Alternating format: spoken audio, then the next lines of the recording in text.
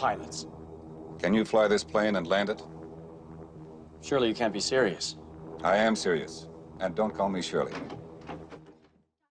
Welcome back to Thinking Critical. This is Wes, and just a few days ago, right here on the channel, I talked about X-Men Legends, how they were bringing back classic writers to basically fill in the gaps or tie up loose ends, fill out some plot threads that maybe hadn't been finished in the runs. We're going to have classic creators like Chris Claremont, Louise Simonson, Larry Hama, Peter David, Fabian Nicieza, and then we're going to do that. And I said, I'm going to bring Doc right here on the channel. We're going to talk about the wish list, the things that these creators have started that they never finished, that Doc thinks needs addressing.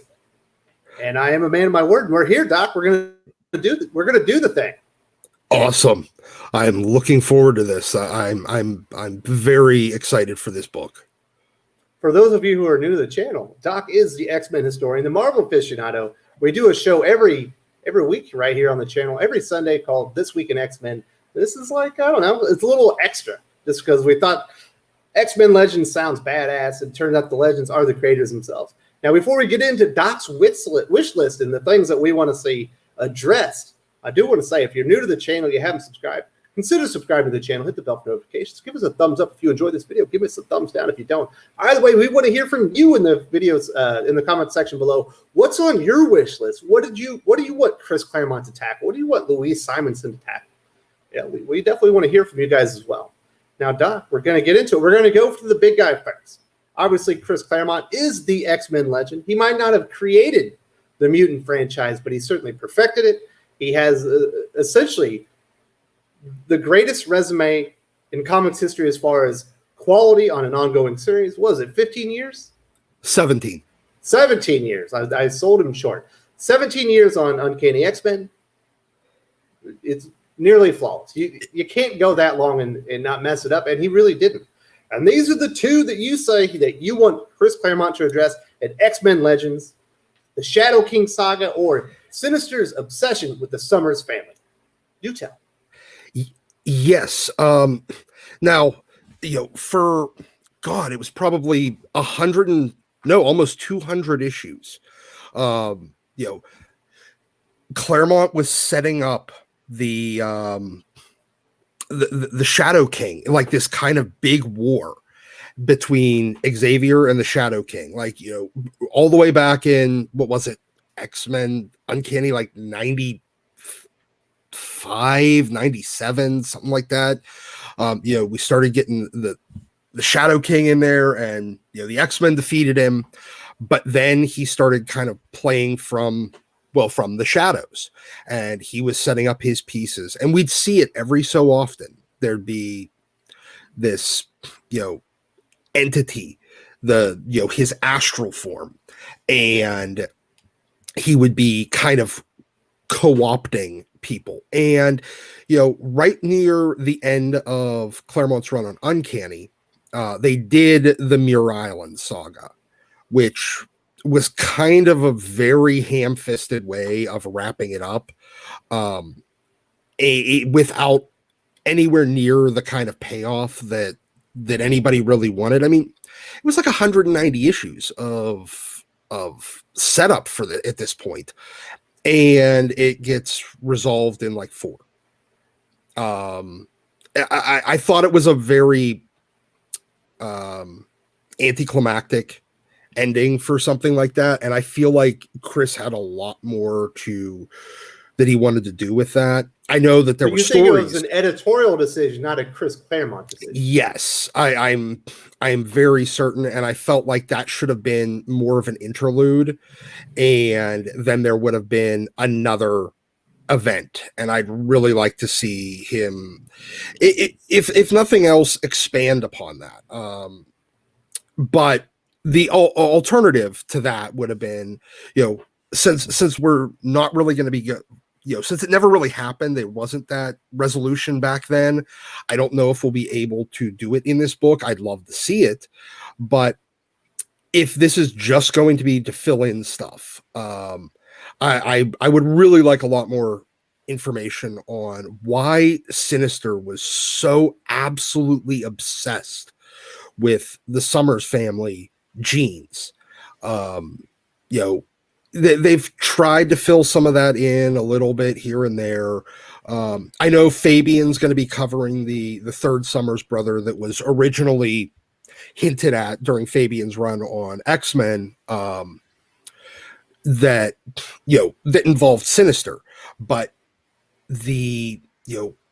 Sinister was always, I mean, first of all, the orphanage that Scott and Alex grew up in was run by Sinister. It's the one that showed up in Hellions in the first couple issues.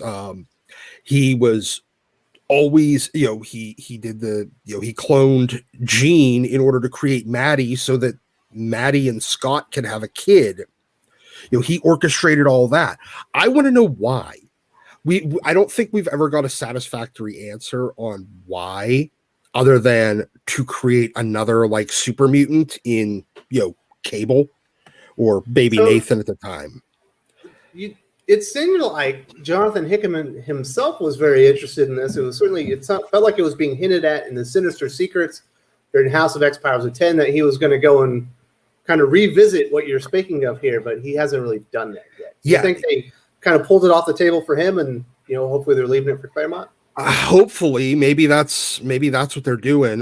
Because there's been a lot of stuff from those Sinister Secrets that were really interesting, and I would have liked to see explored, and they haven't really touched any of them. Really. And so if they pulled it off Hickman, Madeline Pryor. Yeah, exactly. So if they pull it off Hickman and give it back to Chris to really explore, I would very much prefer Chris exploring that than current day Jonathan Hickman. So wow. Those are the two big things that I have for Chris. I guarantee there's a lot more, because I mean, hell, there used to be threads on the old CBR forums that were hundreds of pages long of just Claremont's abandoned plot threads that he never really expanded on. I could probably do 3 hours just on Chris and what plot threads I'd like to see him explore. But absolutely, those are the two. We got some other creators here, and interesting enough, behind Chris Claremont for a lot of the time was an editor, Louise Simonson, who's a great writer in her own right, and she a lot of times would keep Chris on task, be like, "Hey, you started this and this. We probably need to wrap that up." But she's also going to be writing on X-Men Legends, and you say you want to see her revisit Apocalypse's connection with Ship. Yes. And, for those of you that don't know, Ship was I believe, a celestial ship, like from the Celestials, that Apocalypse had commandeered, and he had a lot of control over this thing. He was, his armor is celestial based. I want to see all of his real connections with the Celestials, with Ship. I want to see a lot of that stuff explored, because, Wheezy wasn't really she didn't really stick around that long on X Factor to, and she also got hampered by a lot of events that started happening whenever the X-overs started happening. So she didn't, I feel like she didn't get to really explore a lot of that stuff on her own right. And I'd really like to see it, because eventually, X Factor defeats Apocalypse.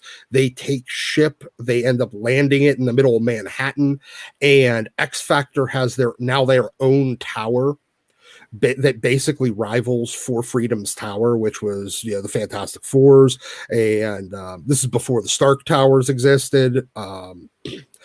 So I really like that its addition to the Manhattan landscape and skyline, and so I've always kind of had this appreciation for Ship, and I always wanted I wanted more explanation, especially since there's a lot of hints that it was connected with the Professor, not Xavier, but the AI that Cable has connected to him that allows him his body slide technology and all the other stuff that, all of his tech enhancements.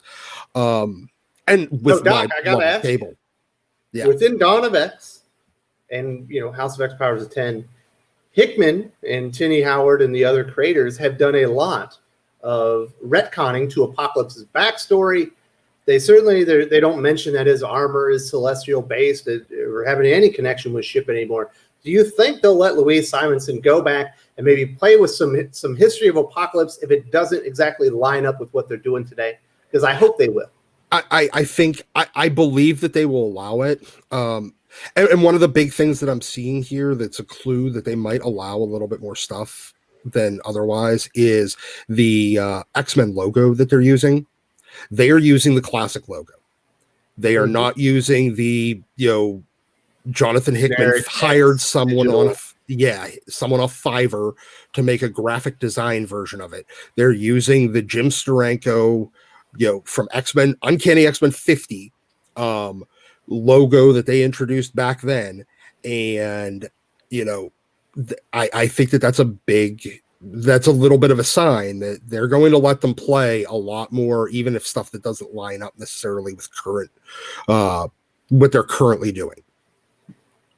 Very interesting. The next person we got to talk about is Larry Hama, one of the great action storytellers in comic book history. And you want to say a continued exploration of Logan's history. I find that interesting because I know that you hated that they actually identified him ever being Logan or where he came from in the Weapon X program.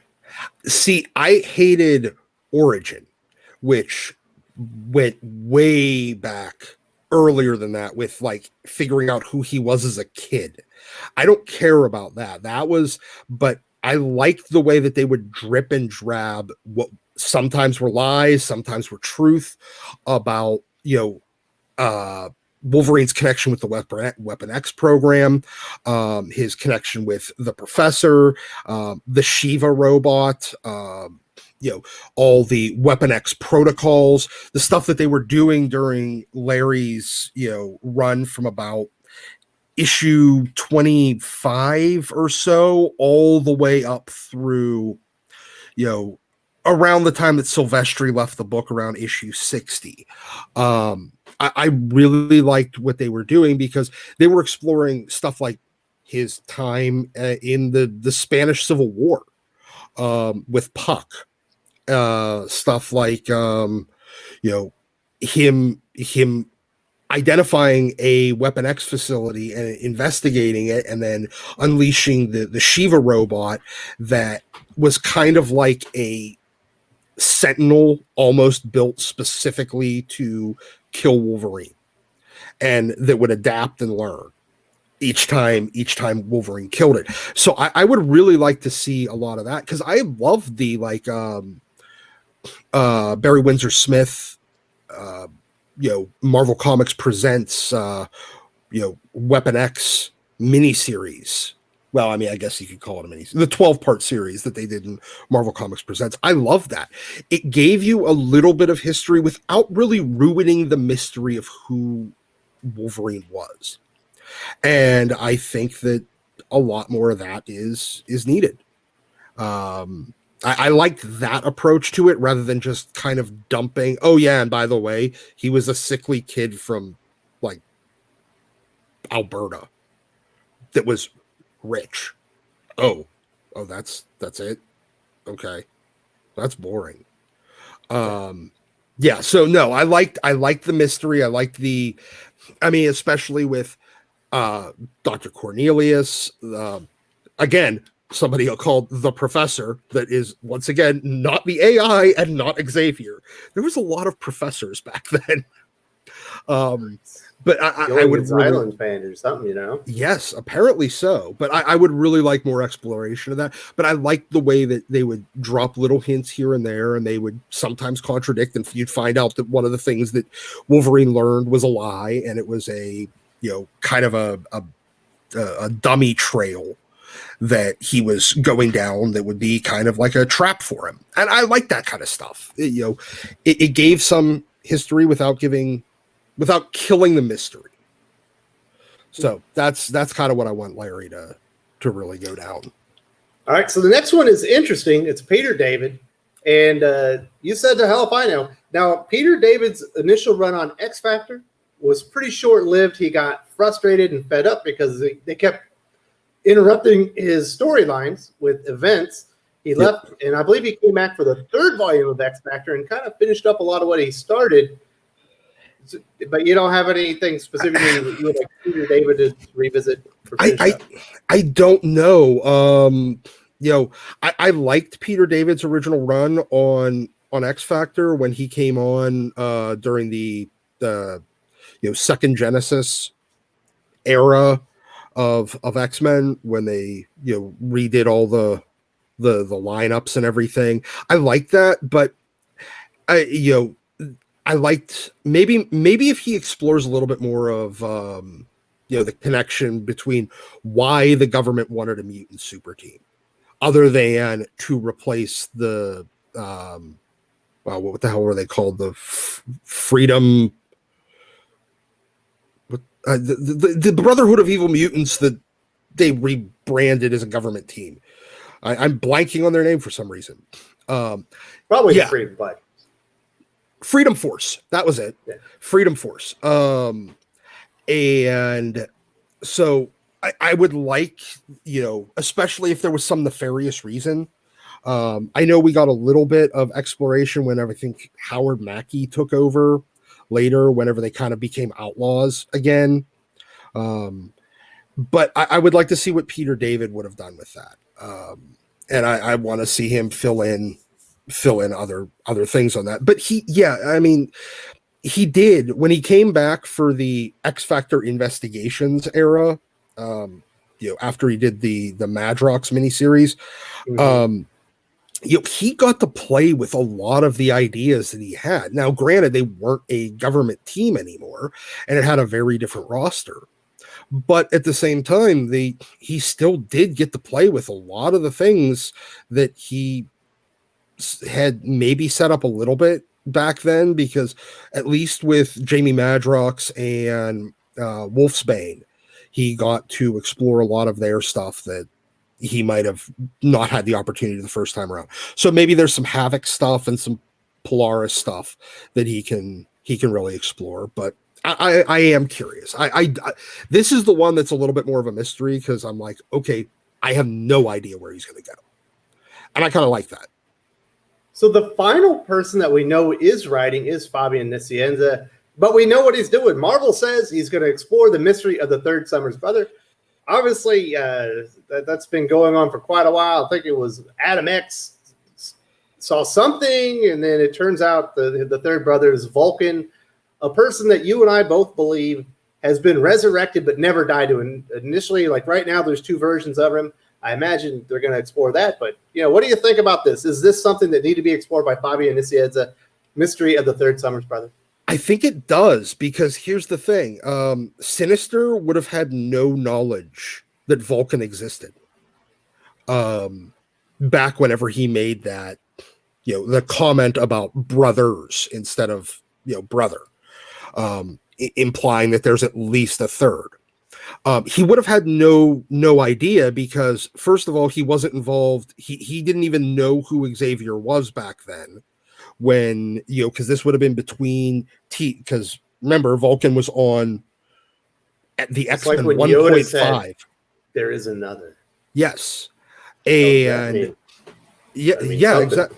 But they Sinister wasn't involved. He really didn't even have a clue about the X-Men back then. He wasn't active really against mutants or involved with mutants at that point. This is before, they had recruited James Proudstar, who's where Sinister gets his X gene from.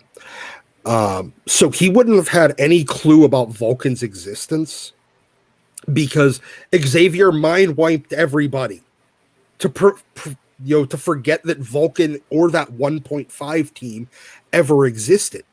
Are you saying that Vulcan's mutant nickname should be the Red Herring?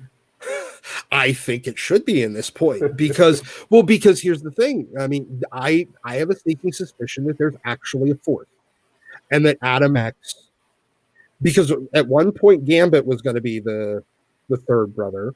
And I know Claremont even wanted him to be the third brother, because he used that in the X-Men The End, out of continuity, non-canon end of X-Men, that three Kind of makes sense. series. Cyclops can use his eyes to project the power.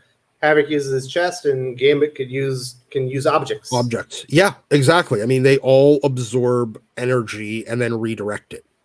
They all have energy absorption and redirection powers. And now the only thing would be is whether or not, because I don't think we've ever had proof that whether or not Cyclops and Havok's powers work against Gambit. I don't think they've ever actually used their powers against one another directly.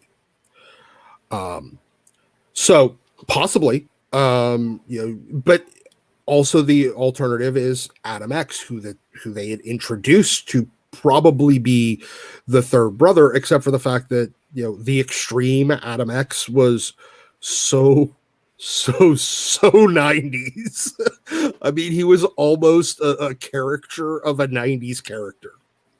But at the same time, Rob Liefeld taking the piss out of Rob Liefeld would make Adam X. Yes. Yeah. It's like they took every bad idea from and the most stereotypically 90s things, the long hair, the goatee, the backwards baseball cap, all the he had some pouches, he had all the razor blade spiky things. He was, I mean, seriously, what kind of other than Roy Harper as Arsenal, what superhero wears a backwards baseball cap? I'm not sure. So interesting stuff, Doc. So I do have one last question to ask you. Obviously, we know Brett Booth is going to illustrate the issue with Fabian Nicieza. We're not sure who the other artists are, but what X-Men legendary artists would you like to see come back? Obviously, we know there's a lot of exclusive DC talent that are no longer exclusive. Here's the list. The one in the middle, John Byrne, is one I personally would like to see. Barry Windsor-Smith, I cannot find a good picture of, but he would certainly be on this list. Like, one or two artists that you would like to see come back that you think might be realistic. Especially depending on whether or not they're doing multiple issue arcs in this. If they're just doing like one-off issues, I'd love to see Joe Mad do one issue. I'd love to see.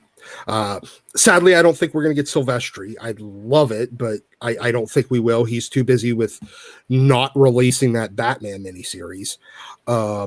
Rob, definitely. Capullo, I think, is likely, especially I think his exclusive's up right now. I don't think he's exclusive. Jim, we'll never get it. I love it, but we'll never get it. And John Byrne. I'd love to see John Byrne do the issue with Claremont. I would absolutely go complete fanboy over that. Would you drop man tears over it? I distinctly possibly might. Especially considering that they have never worked together since. I would love Hopefully it's not just the writers that are the X-Men legends that are coming back. I really do hope they bring some of these artists back, because the X-Men, like the images and the character designs are a lot of what made X-Men great, and they're just the gallery of artists that have been associated with the characters is phenomenal. Oh God, yeah. Hell, even Joe Quesada doing an issue would be great. I mean, he did it under, with Peter David. Alan Davis would be another. Mm-hmm. So it was one of those things you can't fit everybody on the page. Oh no, you can't. And hell, you know what? I would love to see one issue that's just a jam issue with all of the greats. Oh, like the recent one, the homage. Yeah, but except for instead of copying, use and do it in like sequential order from oldest artist to youngest, like from what era they were in. I would love it.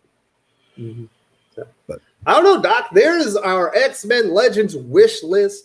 Definitely want to hear from the viewers. What's on your wish list? Did Doc cover it? I highly doubt it. Do you have any ideas of what Peter David should explore from his X Factor run that maybe is out there that hasn't been wrapped up? What do you want to see, Claremont? There's 1,000 plot threads that he's he's got lined up that he could tackle. So it's an endless possibilities. It's a lot of fun talking about it. I think it's going to be more fun actually to read them, Doc. But I don't know. I think this was a good list. I think so too. I think it's a good starter list. I guarantee there's stuff that I missed though. I mean, hell, just like Claremont, we could go for 4 hours. The viewers are going to throw it in your face, be like, "This moron." Yeah, he didn't think of this one. All right, well, dude, I only got 25 minutes. All right, thanks for having me, man. Yeah, I appreciate you coming on. This is a lot of fun.